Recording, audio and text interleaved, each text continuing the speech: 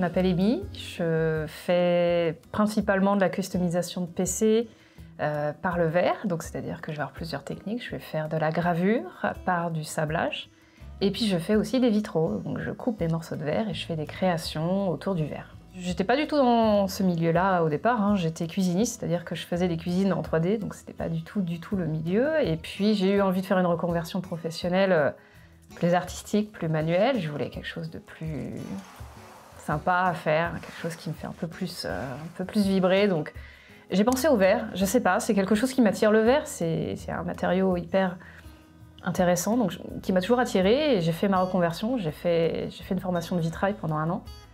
Et quand je suis rentrée de cette formation, bah voilà, j'étais avec Mathieu, mon binôme, qui s'intéressait aussi forcément à ce que je faisais. Et je lui ai dit, mais qu'est-ce que j'en fais moi de cette formation maintenant? Qu'est-ce que je fais avec ça? La restauration de vitrail d'église ou de chez particulier, ça m'intéressait pas forcément. Et voilà, et lui est arrivé avec cette idée merveilleuse de customiser des boîtiers de PC parce que personne ne faisait ça, parce qu'on était sûr qu'il allait avoir de la demande, parce que en fait c'est hyper moderne et forcément j'ai foncé, l'idée était géniale, saugrenue, puisque moi j'étais pas du tout geek à la base, donc je connaissais pas du tout le milieu geek ou informatique ou hardware. Et puis voilà, et puis j'ai découvert ce métier à travers ce milieu et ça marche hyper bien. Alors la toute première création, c'était pour Mathieu, justement, c'était son cadeau, anniversaire Noël. Et il m'a demandé un vitrail pour son PC. Et c'est là que je me suis dit, mais de quoi tu me parles? Qu'est-ce que tu racontes? Faire un PC avec un vitrail dessus? Ça me paraissait impossible. Moi, je voyais pas du tout. Pour moi, un PC, c'était une tour noire sous un bureau. Donc la première idée, c'était de faire du Hearthstone, parce que c'était le jeu que préférait Mathieu. Et puis c'est vrai que le motif s'y prêtait très bien. Et voilà, donc le premier PC customisé, c'était le sien. Et c'est donc le premier vitrail, c'était le vitrail Hearthstone, avec le cadre en bois, qui pour la petite anecdote, bon, je fais pas de bois, je fais du verre mais je fais pas de bois. Le bois, c'est un menuisier qui nous l'a fait, c'est Jean-François Jorel. C'est le fabricant des balais Harry Potter. Voilà, donc lui aussi, il a toute une culture geek autour de lui et il nous a fait ce vitrail, enfin ce cadre en bois pour y mettre notre vitrail. Et voilà, on a une créa hyper originale et 100% geek.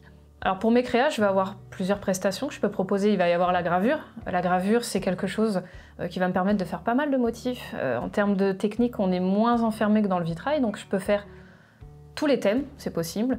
Après, il faut choisir les bons motifs qui rendront bien, mais tout est possible. Et on peut faire des films, on peut faire des mangas, on peut faire des jeux, on peut y mettre des inscriptions, des pseudos, on peut mettre le nom d'une chaîne YouTube. J'ai des youtubeurs qui veulent mettre leur nom, leur chaîne. Avec la gravure, c'est vrai qu'on est assez libre, on peut faire beaucoup de choses. Le vitrail, c'est très beau parce qu'on a beaucoup de couleurs, parce que c'est quelque chose qui va prendre la lumière. Par contre, au niveau technique, on est plus restreint. Donc pour le vitrail, il faut des choses plus simples, des formes géométriques, et ça, je sais très bien le dire et très bien conseiller les gens qui veulent venir me voir et qui veulent un vitrail.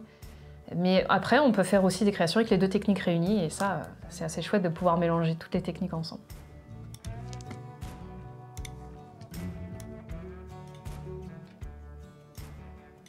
La première étape, ça va être de créer un motif. Donc, pour créer un motif, je vais m'inspirer de plusieurs photos, je fais des recherches graphiques, et puis je trouve des photos qui m'inspirent avec des formes qui me semblent être des formes adaptées pour ou de la gravure ou du vitrail.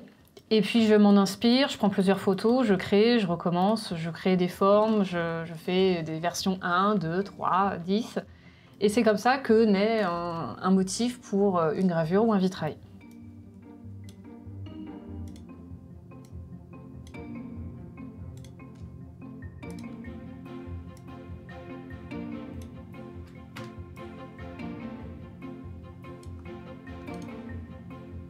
Alors une fois que j'ai créé le motif et que le motif il est terminé, il faut que je fasse un pochoir pour le sablage ou que je fasse les patrons pour couper le verre. Donc là, maintenant que le motif il est terminé, je vais envoyer le pochoir à faire.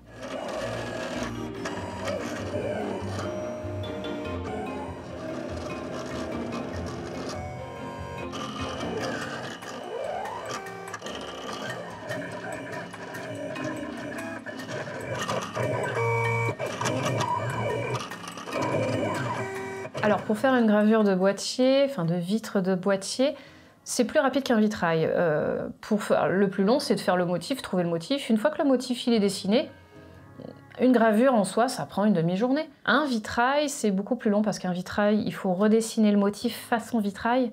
C'est toujours beaucoup plus long et c'est beaucoup plus fastidieux. Et après, il faut acheter le verre, il faut commander le verre, il faut couper le verre, assembler les morceaux de verre ensemble avec du plomb. Là, c'est un travail en général. Un vitrail complet, ça peut prendre une semaine. Bon, ce qu'on me commande le plus, ça va être du sablage, tout simplement parce que déjà, au niveau budgétaire, c'est beaucoup plus accessible, vu que c'est beaucoup moins long à faire, et puis qu'on a beaucoup plus de choix de motifs. Donc c'est ce qu'on me commande le plus. Après, j'ai des thèmes qui viennent très régulièrement, hein. J'ai beaucoup de clients qui me demandent du One Piece. Ça revient très régulièrement. Du World of Warcraft, ça revient très rapidement sur le tapis aussi. Et puis, j'ai aussi beaucoup de demandes de pseudos. Des gens qui veulent mettre leur pseudo sur leur vitre avec un motif, accompagné d'un motif. Ça revient très régulièrement aussi. Alors maintenant que le pochoir il est sorti, on va retirer toutes les petites pièces qui doivent être sablées pour que le reste protège la vitre et que les parties où il n'y a plus de protection soient sablées et que le sable arrive sur la vitre et abrase la vitre pour que ce soit un petit peu dépoli, que ça donne cet aspect blanchi.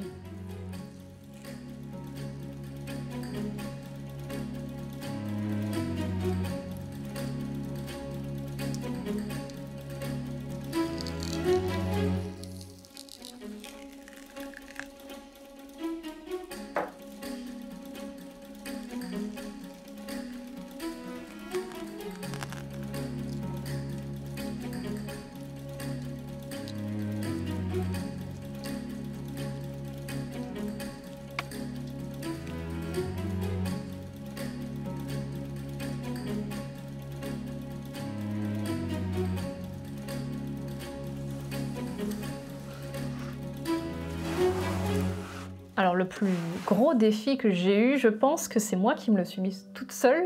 Ça a été la création du vitrail qui est derrière moi. Vitrail, alors c'est pas tout à fait un vitrail parce qu'il n'y a pas de plomb, donc c'est une création avec du verre.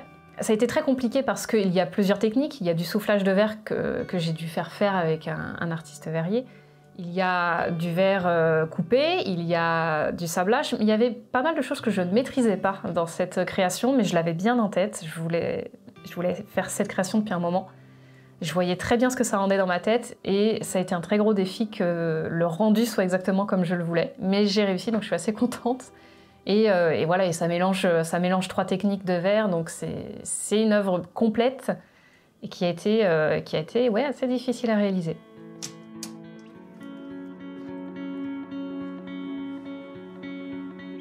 Donc là, maintenant que le pochoir est fini, je vais venir le décoller pour venir le coller sur la vitre.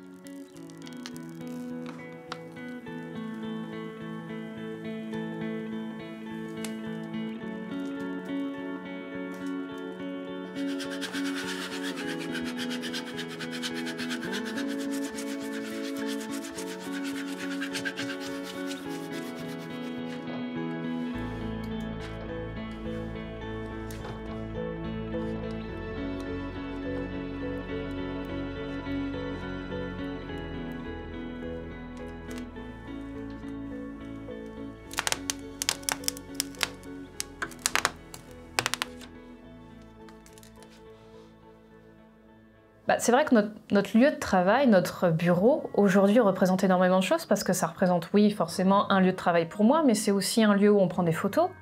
C'est aussi un lieu où on va inviter des gens à venir voir notre déco pour faire des vidéos. C'est aussi un endroit où justement on parlait d'inspiration, j'y suis tout le temps dans cette pièce, donc il faut aussi que je m'y sente bien et que je me sente un peu immergée dans une bulle. Donc ouais, c'est très important et c'est quelque chose où on a mis l'accent et on a voulu vraiment jouer le jeu à fond et faire de la déco à fond et peindre le plafond en noir et même si on sait que si un jour il faudra le repeindre en blanc, ça sera compliqué. On s'est dit, on joue le jeu à fond dans cette pièce et on est très content du rendu et c'est vrai que pour y travailler tous les jours, on s'y sent bien. Alors maintenant que j'ai fait le pochoir pour faire le sablage, avec la même technique, j'ai sorti ce qu'on appelle des patrons, des calibres dans le monde du vitrail.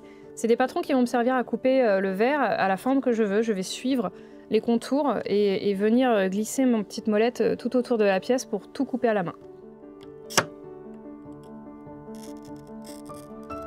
Donc là, je suis venue couper tout autour de mon calibre avec ma molette pour abîmer le verre à la forme que je souhaite. Et normalement, quand le verre est abîmé et rayé comme ça, c'est là où il doit casser. Parce qu'on l'a sensibilisé à cet endroit-là, donc il doit casser à cet endroit-là.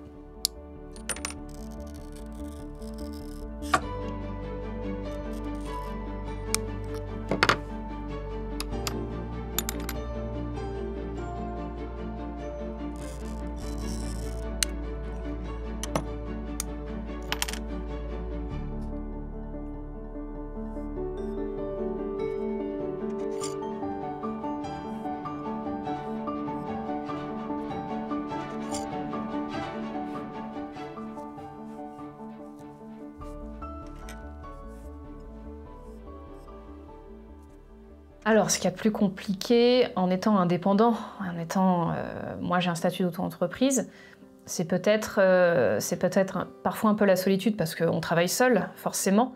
Alors après, je suis en contact avec beaucoup de clients, mais ça reste très fictif, ça reste très virtuel. C'est peut-être ça le plus compliqué, c'est de se dire qu'on est un petit peu dans une bulle, mais peut-être un peu trop parfois, parce qu'on s'enferme dans notre inspiration, dans notre création, on s'enferme un petit peu parfois. Et c'est vrai que ça fait du bien d'aller par exemple dans des conventions, d'aller faire des events, parce qu'on rencontre le public, parce qu'on montre ses créations, là où on est un petit peu tout le temps dedans et qu'on manque peut-être un petit peu de regard extérieur.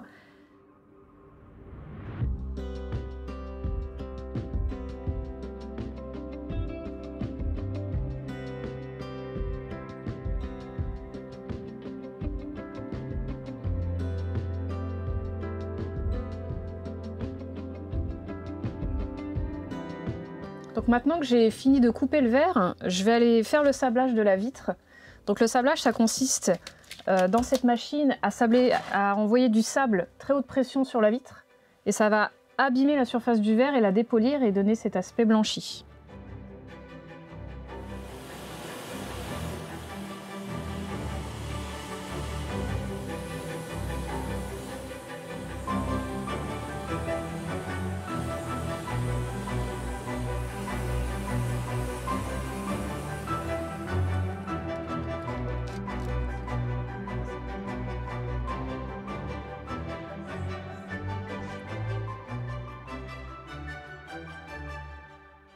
C'est vrai que les réseaux sociaux chez nous, c'est très important parce que toutes nos commandes, pratiquement, passent par les réseaux sociaux.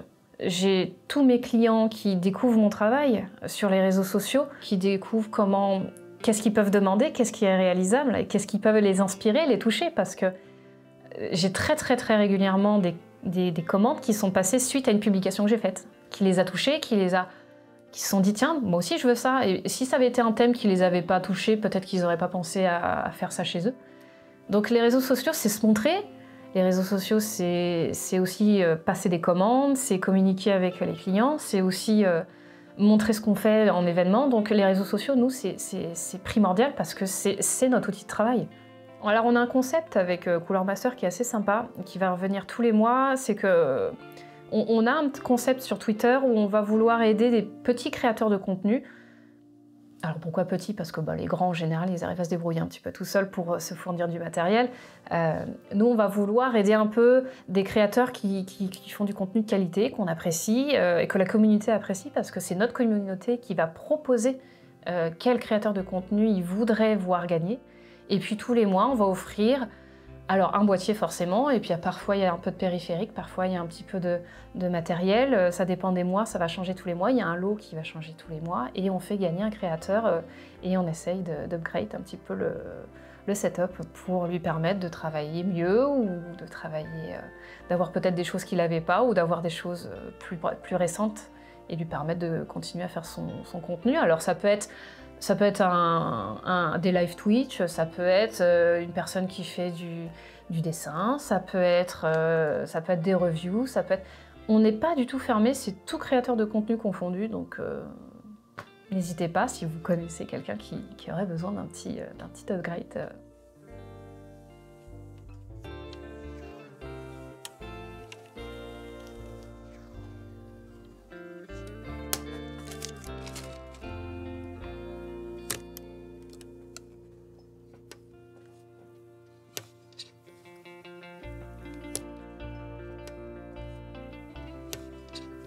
Qu'est-ce que j'aime le plus dans mon métier? Ça va être, je pense, cette liberté, c'est ça. Principalement la liberté de création, la liberté, je vais pas mentir, d'emploi du temps aussi, de se dire tiens, aujourd'hui j'ai plus envie de faire cette création, ou tiens, aujourd'hui j'ai envie de faire plus du manuel, donc je vais aller couper un peu de verre. Il y a une liberté qui permet, et je pense qu'on a besoin dans des métiers de création comme ça, on a très souvent besoin d'être assez libre mentalement pour pouvoir imaginer des choses et pour avoir l'inspiration. Et c'est vrai que ce statut un peu de liberté, il est hyper agréable. Et puis forcément, faire ce qu'on aime, faire de la création, et puis créer pour les gens, et tous ces remerciements quand les personnes reçoivent leurs commandes, c'est génial. Moi, j'apprécie énormément que les personnes reviennent vers moi après, m'envoient des photos de leur boîtier fini, monté, et avec la création que j'ai faite dessus. Et on voit qu'on a participé à quelque chose de plus gros que sa simple création personnelle. Et ça, c'est génial.